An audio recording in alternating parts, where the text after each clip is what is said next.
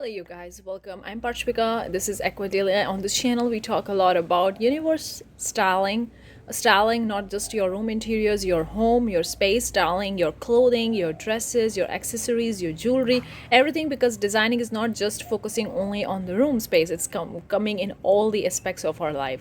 So that's where this channel comes about. We're gonna connect the different rules of the designing to the different areas of our life and how to make it simplify for you guys so you can literally apply it in your own personal life and make your space more look aesthetic, more beautiful, more cool, whatever way you want to do it. Okay, let's talk about it. Today we're going to talk about the five mistakes that are actually ruining your aesthetics, whether it comes to your room interior, your space, or whether it comes to your fashion designing, it comes to your jewelry, it comes to your furniture. It applies to everything. Let's do it. Give this video a big thumbs up and consider subscribing for more such videos if you want, and let me know if you have any video topics, video suggestions that you want me to make a video on. Let's talk about the mistakes.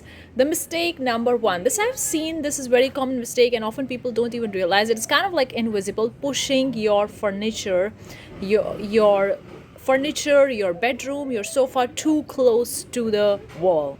People think that if I push too close to the furniture, too close to the wall, I'm gonna create a more space in the center. But that center space is for what? Of course, we need to have negative space. We need to have room for. We need to have a space for a room to breathe in. But if you're pushing too much on the walls, it's gonna create more space in the center, and that's not gonna look that great. Even though some people think that it may work out, but it's not gonna work out. It's kind of like invisible. A lot of the people don't even recognize it. It's kind of like wearing a very big clothes and very big clothes on your body. It's kind of like a fashion stuff, like wearing so big clothes, like there is not even a single space to breathe in. You know what I mean? So that's the first mistake. The second mistake I want to talk about is having a small rug. People think I just need to buy a small rug for a coffee table, for a bed, for a sofa. That doesn't work. That makes your room look more small. In fact, if you buy a little bit more bigger rugs, that's gonna cover the sofa part. If you have a sofa in that space, a bed, if you have a bed in that space, it's gonna make a room look more cohesive, more harmony, more balance, and it's gonna make it look more bigger. So that's the kind of like thing you can apply in your own space as well. It's kind of like buying really expensive stuffs and pairing it with the cheap things. So you are buying very expensive furnitures or a very beautiful furniture space, and then you're pairing up with a small rug which doesn't look that great. It's like buying an expensive jewelry and pairing it with the cheap clothes that doesn't even match. So that kind of like a fashion into your style, I can say.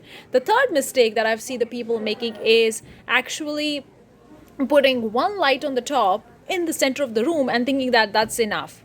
That's make the room look like unfinished business. It feels like something needs to be done, like only one hanging light is there and that's it, and they think that that's going to be enough for the room. That may not be enough, depending on the room style, depending on what kind of style you want to create, depending on the space or something like that. No, instead have a rule of three. Like in the designing, the rule of three is so crucial. Having odd numbers is it's very amazing.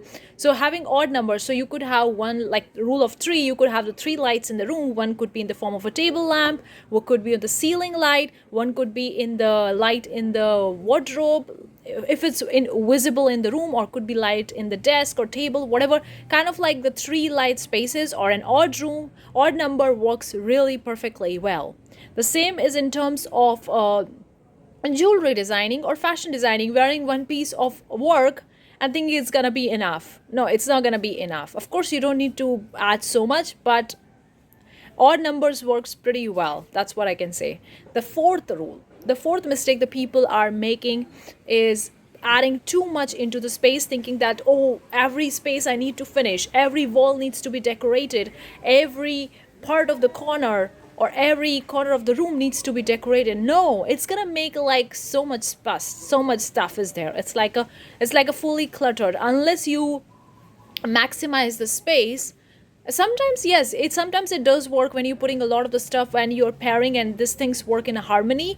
Then they can work as like a maximalist room concept is also there, where maximalism, so much stuff is there in the room and it still look balanced in harmony. But then you have to play with the space and you have to see you're binding the right color palettes, the right textures, and placing it the right part, and then that's the thing.